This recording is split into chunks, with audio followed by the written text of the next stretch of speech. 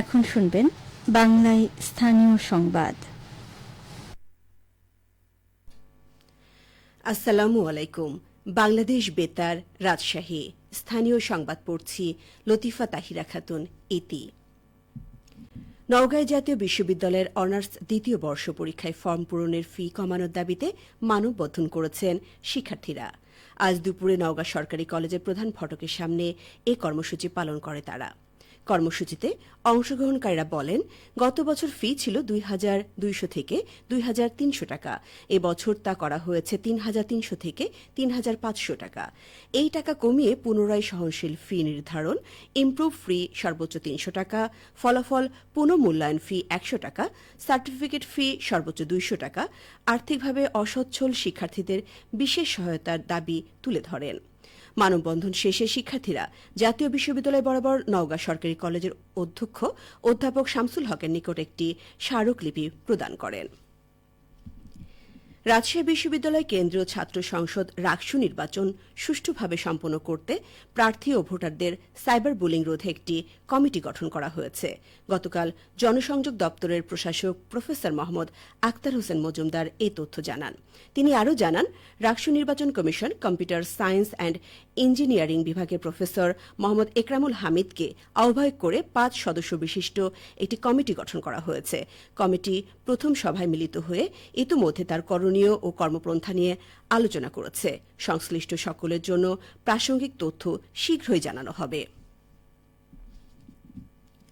সিরাজগঞ্জ সদর উপজেলায় আসন্ন ত্রয়োদশ জাতীয় সংসদ নির্বাচন উপলক্ষে মতবিনিময় সভা অনুষ্ঠিত হয়েছে। গতকাল বিকেলে সদর উপজেলার খোকসাবাড়িতে স্থানীয় জামায়াতে ইসলামের উদ্যোগে মতবিনিময় সভাটি অনুষ্ঠিত হয়। সভায় প্রধান অতিথি হিসেবে বক্তব্য রাখেন জেলা জামায়াতে ইসলামের সেক্রেটারি ও সিরাজগঞ্জ ২ সংসদীয় আসনে জামায়াত মনোনীত প্রার্থী অধ্যাপক মোহাম্মদ জাহিদুল ইসলাম। প্রধান অতিথির বক্তব্যে তিনি বলেন, আসন্ন সংসদ নির্বাচনে লেভেল প্লেয়িং ফিল্ড নিশ্চিত করা অন্তর্বর্তীকালীন সরকারের দায়িত্ব। ভোটাররা যেন নির্বিঘ্নে ভোটকেন্দ্রে তাদের ভোটাধিকার প্রয়োগ করতে পারে, সেটি নিশ্চিতে সরকারের পাশাপাশি জনসাধারণকেও সজাগ থাকতে হবে।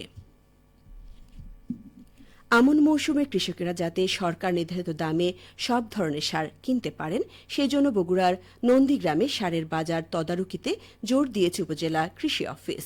ইতিমধ্যে পর্যাপ্ত সার বরাদ্দ দেওয়া হয়েছে এবং ডিলারদের গুদামে মজুদও রয়েছে।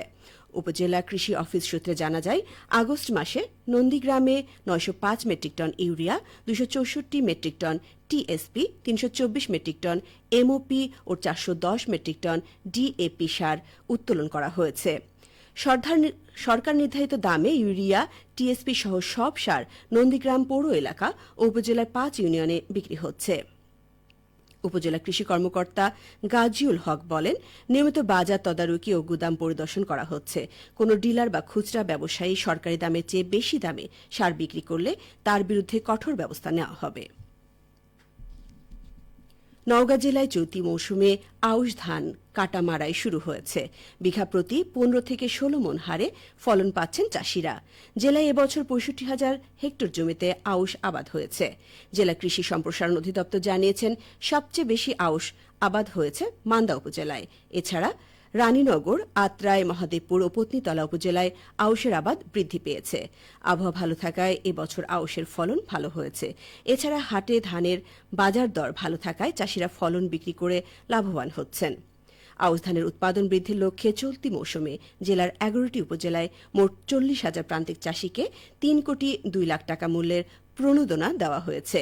প্রত্যেক নির্বাচিত চাষিকে ১ বিঘা জমির বিপরীতে ৫ কেজি বীজ, ১০ কেজি ডিএপি ও ১০ কেজি এমওপি সার প্রদান করা হয়েছে। নওগাঁ জেলা কৃষি সম্প্রসারণ অধিদপ্তরের উপপরিচালক কৃষিবিদ আবুল কালাম আজাদ বলেন, সরকারি প্রণোদনার পাশাপাশি কৃষি বিভাগ থেকে চাষিদেরকে সহযোগিতা ও পরামর্শ দেওয়া হয়েছে। সবশেষে আবহাওয়া।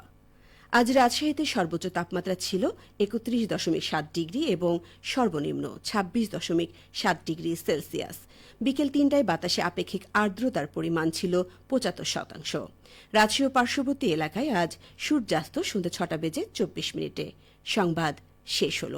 আমাদের পরবর্তী স্থানীয় ইংরেজি সংবাদ সন্ধ্যা ৬টা বেজে ৫ মিনিটে।